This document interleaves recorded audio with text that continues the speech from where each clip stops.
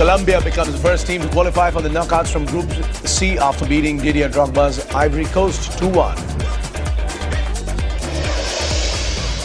Two former champions lock horns tonight with just one result acceptable after contrasting defeats in the opening games. England and Uruguay have to win tonight. The loser goes home. And the Blue Samurai, Japan, find themselves in a similar predicament against former European champions Greece. A win is a must to stay alive in the World Cup.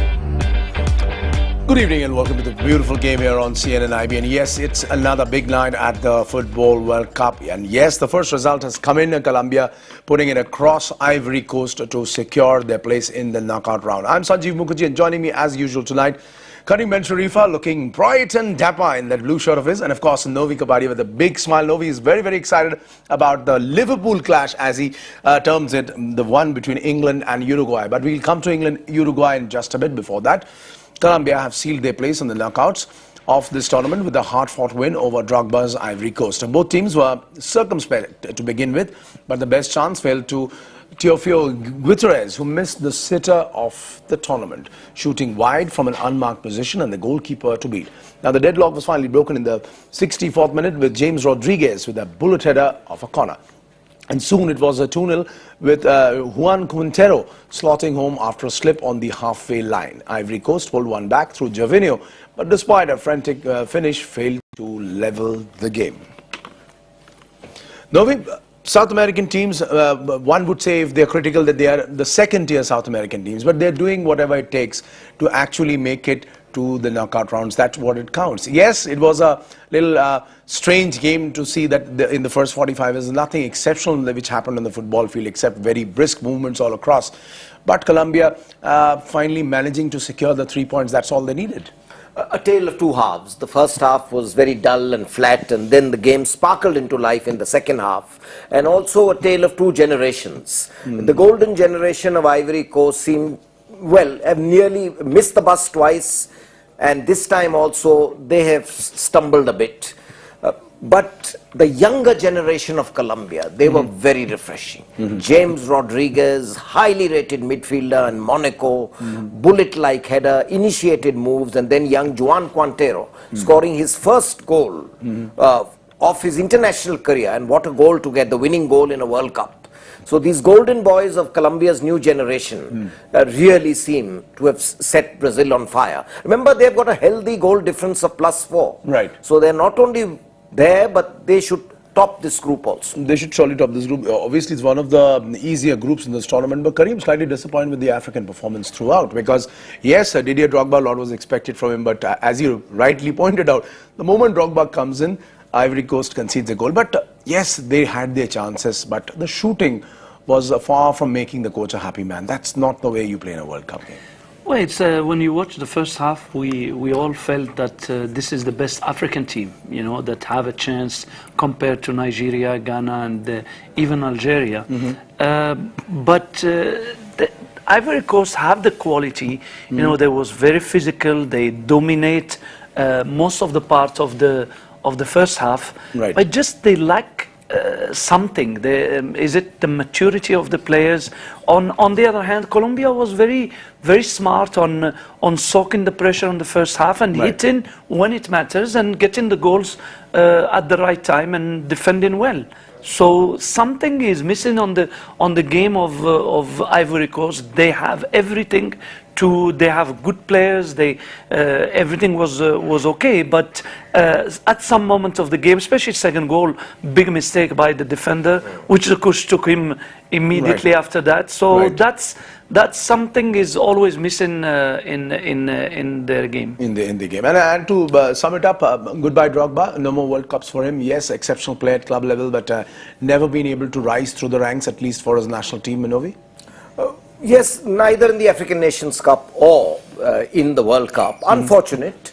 36 years old, it's definitely his last World Cup. But Colombia I mean, Carlos Sanchez was for me another man of the match. Very rarely do you see Yaya Toure being curbed. And Carlos Sanchez, who's modelled his game on Claudio Makelele, really had an excellent game for Colombia. Right, that was a good news for Colombia and obviously for all the football fans there. And sad that Ivory Coast actually exiting, being knocked out of the World Cup tournament without even making any effort out there, really. All right. Couple of good big games actually coming up. The first one, Uruguay versus England. That starts at 12:30 tonight. That's the big one. It's literally a do-or-die battle between the two teams, followed by Japan versus Greece.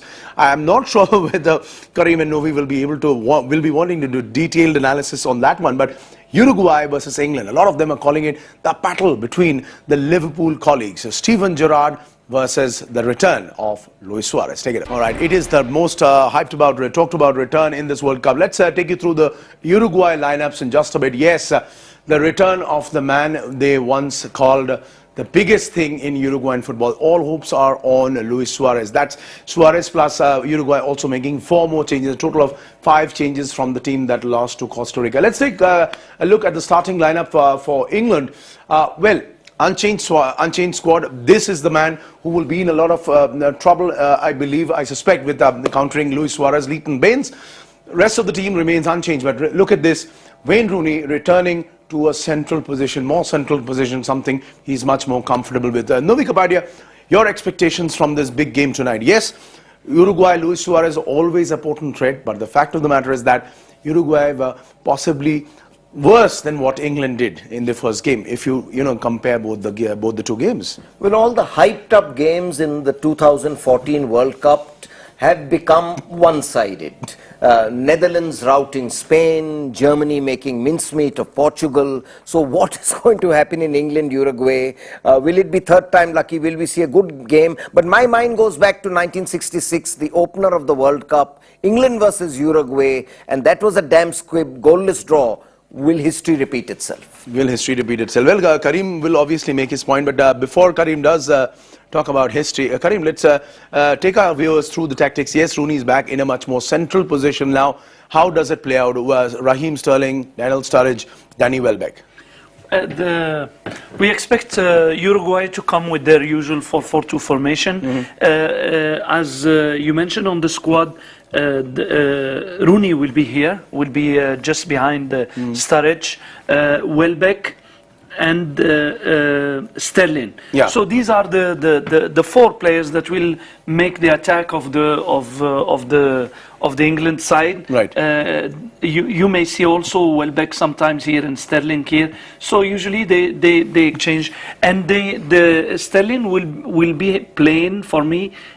We should watch 2 performances, the performance of Rooney behind the striker, and also Sterling, because he will be the man who will deliver the assist and all that. But one very important point is that England should not be off guard, because when you have Cavani and Suarez, right. It's very important. So we know when this 4-3-3, we always talk about the support of the side backs.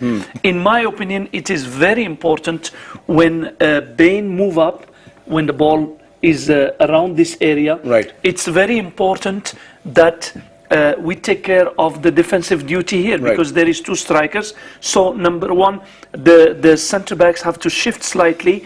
And this one should not move up, but should stay, because there is 2 players. Right. And more than that, we should for England to be sure that defensively they are right. Right. Steven Gerrard have to stay, even if the other one is supporting. One have to be holding, so they can be very safe in this area. And same thing, if this one move up, then the other one have to slightly drop, and both centre backs shift a little bit to keep control of the 2 strikers. Perfect. But, Karim, if I could ask you, the problem which England are likely to face, even if they play like this, the fact is that Baines and Jagielka, are they good enough? Because the fact of the matter is, Luis Suarez, he simply runs into any free area which he finds, wherever he finds, even if it's off the ball, and that means surely he's going to take 2 defenders along with him. So is Edinson Cavani. He did not have a great first game, but the fact of the matter, with his sheer physicality and the way that he runs forward, runs across the pitch, and delivers those pinpoint diagonal balls, that could be a little difficult for both these 2 gentlemen, Baines and Jagielka. Will be difficult. You are absolutely right. Will be very difficult if they stay on more on 1-1-1 position, and they are both or one of them are out of position. But if the space is covered, because Suarez, who we suppose is this one, will drag with him the defenders into these spaces. So if the positioning, suppose the ball is on this side, if the positioning of the centre back is already this way, all right, and this one is maybe slightly staying rather than being here, then they are in control there. And plus, the holding midfield, which mostly Gerald, it's very important when the ball is coming to Suarez, there is the pressure of this player or the pressure of the other centre back, but also the pressure of Suarez from here is also very important to make sure to not allow the two strikers, especially Suarez, any space to maneuver. Right. What are your expectations, Novi, from Wayne Rooney? Yes, the man who's facing a lot of pressure. His teammates have all come around him. In fact, Rooney went to Facebook and took on the media saying that every time there's a game, people are criticizing me for this and that. The fact of the matter is he's likely to be back to his more central and favoured position with Sterling, Welbeck and Sturridge besides him. You're expecting a big game from him tonight.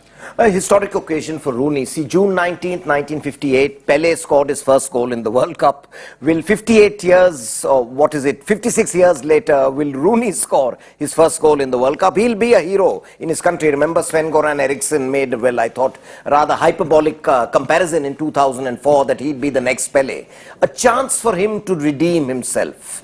And, who laughs last laughs best. Loves best.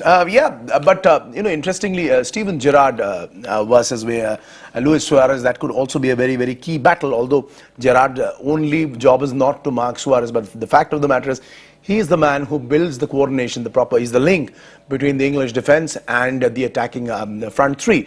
So Gerrard obviously will be not only doing that, but also keeping his eye out for his colleague Suarez, because he knows the moment he sees a free ball or some free area, he's going to make the most out of it. There are many players on the squad of Liverpool who are in the squad of England who play for Liverpool. Suarez said today that these players of Liverpool, they know him very well, but he also know them very well. So it will be an interesting battle. The players at this level are very professional. You will not see that friendship that is at the club level or all that playing any role. When Gerrard, when it's needed, he will give a tackle to Suarez. There is no question about that. Today is for both teams is very important. Huh? Gerrard cannot slip up today. Both teams have to win the match to keep their chances alive, and it will be an interesting battle. This how Suarez will perform today. How Suarez? I mean, England to close it, Novi, England slightly in a better position, even if both teams have lost their opening games. But Uruguay, they're obviously very desperate. The coach has made 5 changes, other than the fact that Luis Suarez is back, 4 more changes. And the fact is that they do not have a playmaker, anybody along the lines of Enzo Francescoli. Diego Forlan, as you very aptly summed it up the last game, he cut a forlorn figure on the pitch. Yes, he'll be a substitute at the most. England definitely in a better position also, because just in case this match is a draw, England have, at least on paper, the easier last match with Ivory Coast. Uruguay will run in against an in-form Italy. So a draw may just about suit England. It doesn't knock them out or even Uruguay out of the tournament. Of course, a defeat will mean one of former World Cup holders will join the group of teams eliminated from Brazil 2014. That's right, and both teams have obviously remember that they cannot forever live on past glory. Yes, they are former World Cup champions, but none of them have won in a really long time. Well, that reminds me, it's time for a short break here on the show. When we come back, we talk about the other interesting clash later tonight, or rather tomorrow early morning. Japan versus Greece. So stay right there.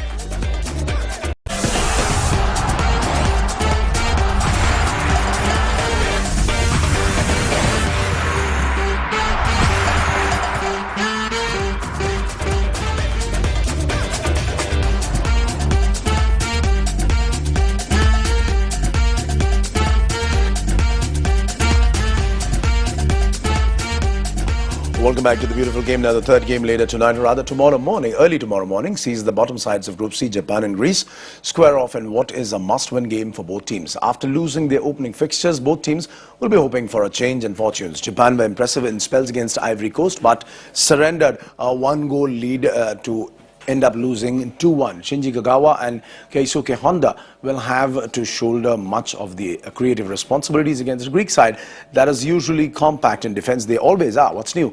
But one that leaked 3 goals against Colombia in their tournament opener. Greece will have to find a way to score if they are to make any points from this game and stop cribbing once against everything to do with the referee. All right, it's time now to bring all our viewers into this conversation. How you can join the conversation? You can tweet at IBN Live with the hashtag World Cup. First one coming up from Stunning Moon. Huge respect to Serenade. His father reportedly died just 2 hours before the game and he still played. Well, that's what is another aspect of these, mental aspect of these players. Mishti Doi says, World Cup WhatsApp group, bracket, Spain has just left the group. That's a good one. The next one is coming from Cerebral Riot, saying how epic it would be if Gerrard has a similar miss like the one against Chelsea and Suarez scores like, well, that'll be pretty funny, but sorry state for England if that actually happens. A. Srivastava, Rooney, only Rooney. Big fan of Rooney, it seems. And the tweet of the day coming in from Janandia saying, England players, please watch CNN IBN just now. Their experts are giving free advice how you should play and defend today. Well, Kareem, you've got it. Kareem and Novi, now people are actually tagging you to the English team. Remember, you can join in this conversation here at IBN Live. You've got to tag with the hashtag World Cup and send in all your questions, including the ones from England, Uruguay, literally any team, any of the 32 teams which are playing in the World Cup. And Kareem and Novi will be here bright and early tomorrow morning to talk about it. On that note, gentlemen, one final word, Kareem. Would you like to do illustrated a technical analysis of Japan versus Greece? Are you interested? We just decide no advice for Japan after that tweet. You just okay. You just changed your mind. All right. On that note, but the gentleman will be surely back tomorrow morning, early in the morning, to take you through this epic encounter which we are looking for, England versus Uruguay. Till